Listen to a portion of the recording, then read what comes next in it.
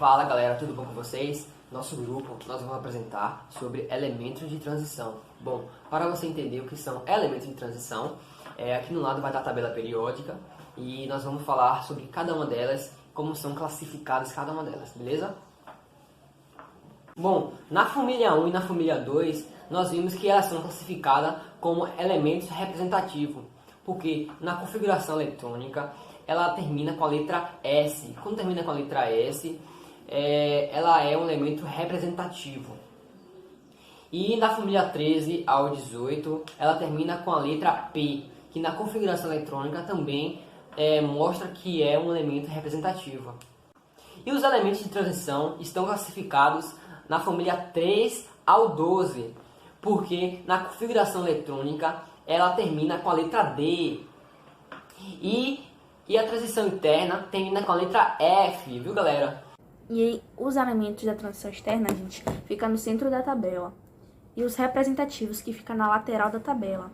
E abaixo da transição externa tem os elementos de transição interna, que é representados pela família F. E eu vou passar a bola para o aluno Miguel, para ele falar dos 3 níveis da transição externa. Sobre os elementos de transição externa, eles são divididos em 3 níveis: primeira, segunda e terceira série de transição. Todos esses elementos que estão presentes nessas séries de transições são elementos que possuem orbitais de valência 3D, 4D e 5D. Por quê? Porque são subníveis mais energéticos. Então, gente, os elementos de transição ou metais de transição são definidos pela IUPAC como um elemento cujo átomo possui um subnível D incompleto, que possa vir a formar cátions com um subnível D incompleto e são representadas pela tabela pelo bloco D. E, gente, às vezes são empregadas outras definições menos restritivas, já que a intenção é agrupar os elementos segundo as suas propriedades físicas, químicas, variando conforme a classificação adotada. Além disso, alguns textos consideram elementos de transição apenas aqueles que pertencem ao bloco D.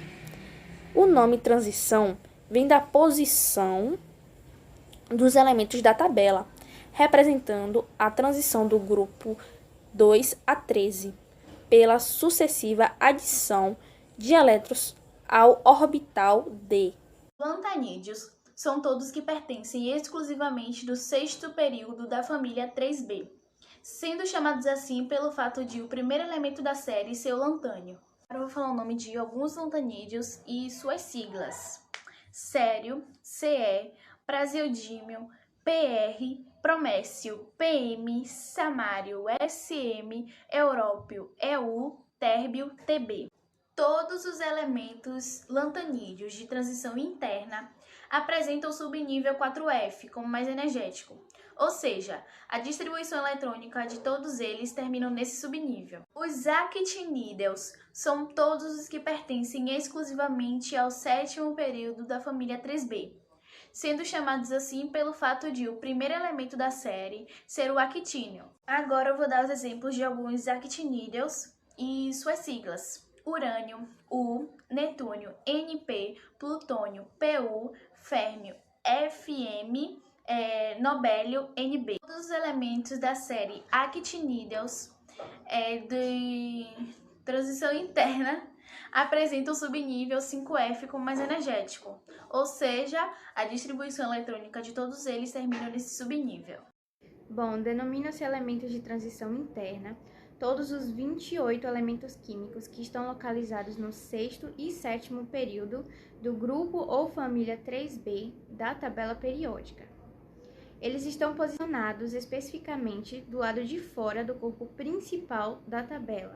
São chamados de elementos de transição interna justamente por não pertencerem às famílias A, dos elementos representativos. Porém, não podemos confundir com os elementos de transição externa, que são os pertencentes ao grupo B e estão posicionados no corpo principal da tabela. Eles apresentam subnível F como mais energético, e um fato que pode comprovar isso é que cada uma das colunas horizontais referentes a esses elementos apresentam 14 elementos, sendo 14 o número máximo suportado de elétrons pelo subnível F. E dando finalização ao vídeo, eu vim falar o que eu entendi do resumo, que podemos resumir da seguinte maneira: todas as distribuições eletrônicas que terminar em S ou em P serão elementos representativos, e todas as distribuições eletrônicas que terminar em F vai ser elementos de transição interna, e todas as distribuições eletrônicas que terminarem em D, do bloco D, vai ser elemento de transição externa. E esse foi o resumo do que eu realmente entendi da tabela periódica. E antigamente ele se chamava de elemento de transição externa, mas que também pode se chamar de elemento de transição normal, elemento de transição. E foi o que eu entendi, e esse foi o nosso grupo: Dandara Pereira dos Santos, Fabrício Cunha, Giovana, Raíssa e Miguel Assis, da sala 1B3.